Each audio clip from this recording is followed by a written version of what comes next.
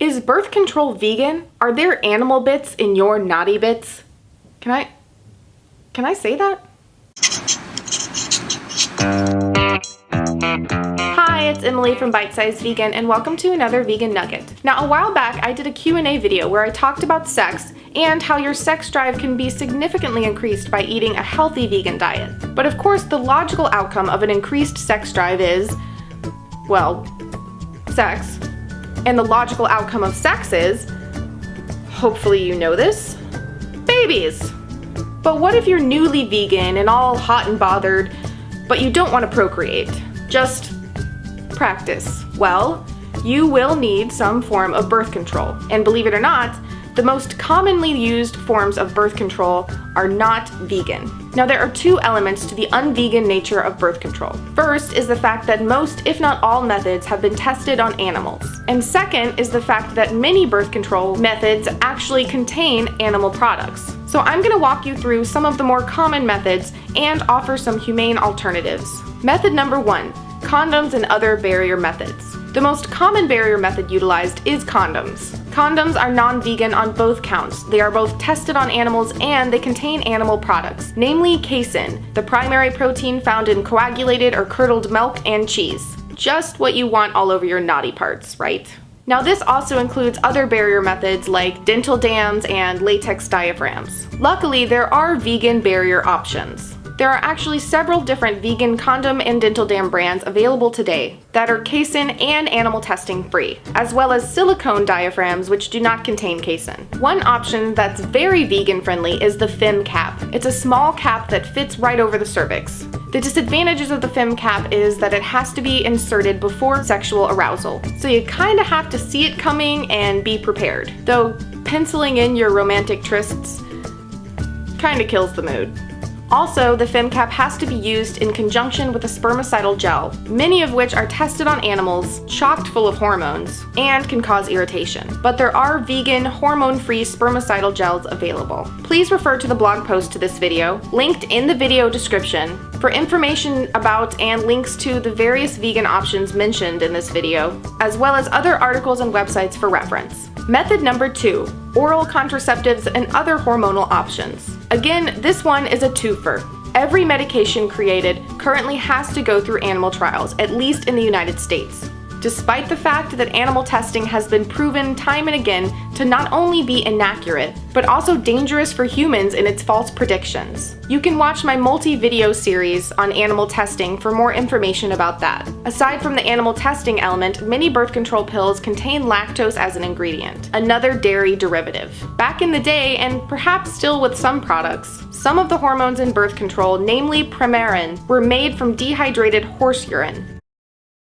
This is still the case with many menopausal medications. Yes, horse pee. Aren't we a resourceful species? An additional ethical element of birth control pills and other hormonal methods is that these hormones are excreted in women's urine and find their way into our waters, where there have been documented adverse effects on marine life. Now, this is a worldwide issue as we all share water, and the European Union was the first to seriously consider mandating the removal of ethynyl estradiol, or EE2, from the wastewater. The problem is it is a very complex and costly process. In addition to the environmental destruction of hormonal birth control methods, there is your own health to consider. The pill has been linked to serious increased incidences of breast and cervical cancers, as well as risks of heart attacks and strokes, high blood pressure, blood clotting, and more. Method number 3, intra-uterine devices, or IUDs. IUDs come in two forms, hormonal and non-hormonal.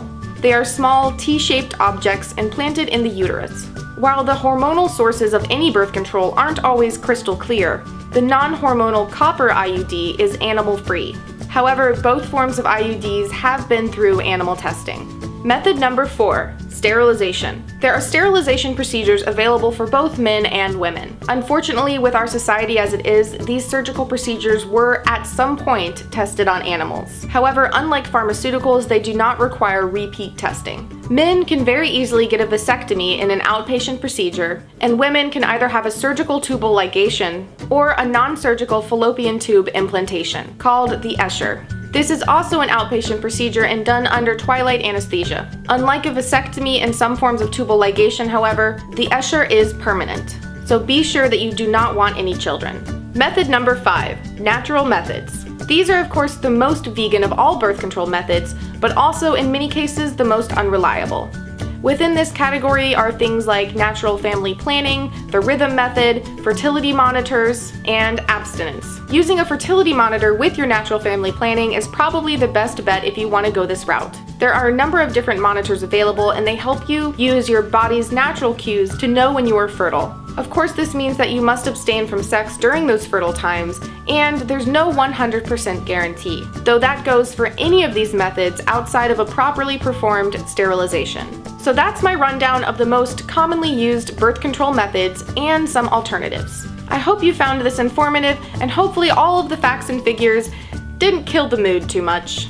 As I said earlier in the video, you can find more information about all of the methods that I mentioned and links to other articles and websites in the blog post for this video, which is linked in the video description below. Now, I'd love to hear from you.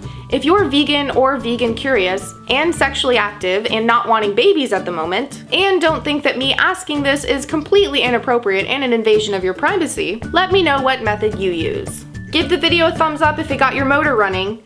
Well, okay, it wasn't really that kind of video. So, thumbs up for education! And please share it around to help inform others. To support awesome education like this and get behind the scenes access to all things Bite Size Vegan, join us in the Nugget Army on Patreon by clicking on that logo over there or use the link in the video description below. If you're new here, be sure to hit that big red subscribe button down there for more awesome vegan content every Monday, Wednesday, and some Fridays. I would love to have you as a subscriber. Now go live vegan, get your freak on, and I'll see you soon. Bow chicka wow wow. Oh, you're still here. That was uncomfortable.